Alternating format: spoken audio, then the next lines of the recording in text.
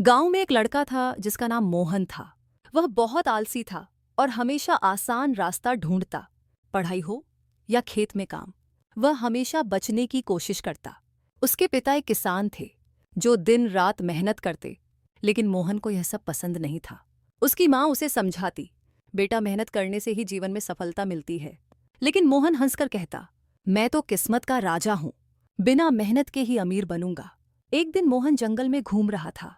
अचानक उसे एक पुराना पेड़ दिखा जिस पर कुछ लिखा था, जो भी इस पेड़ के नीचे एक दिन तक मेहनत करेगा, उसे जादुई खजाना मिलेगा।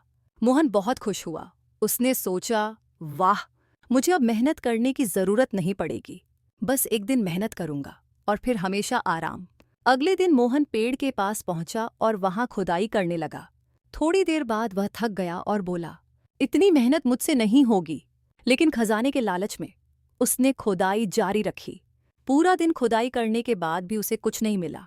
वह निराश होकर घर लौट आया, लेकिन अगले दिन फिर कोशिश करने की ठानी। दूसरे दिन मोहन ने फिर खुदाई शुरू की। इस बार उसने ध्यान दिया कि उसकी ताकत पहले से बढ़ गई थी और उसे जल्दी थकान नहीं हो रही थी। उसने खुद से कहा, शायद मुझे और मेहनत करनी होगी। हर दिन वह खुदाई करता और धीरे धीरे उसकी आलस्य की आदत खत्म होने लगी। अब उसे मेहनत करने में मजा आने लगा। एक महीने बाद मोहन बहुत मजबूत और आत्मनिर्भर हो गया। वह अब घर के खेतों में भी मदद करने लगा।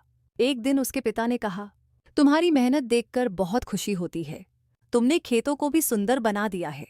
तभी मोहन को एहसास हुआ कि पेड़ का असली खजाना कोई सोने चांदी की चीज नहीं, बल्कि मेहनत की ताकत थी।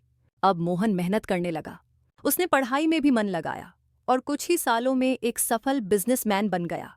एक दिन उसने अपने गांव में एक स्कूल बनवाया ताकि बच्चों को मेहनत और शिक्षा का महत्व समझाया जा सके। कहानी से सीख, किस्मत से ज्यादा मेहनत जरूरी है। कोई भी काम छोटा नहीं होता, मेहनत से ही सफलता मिलती है।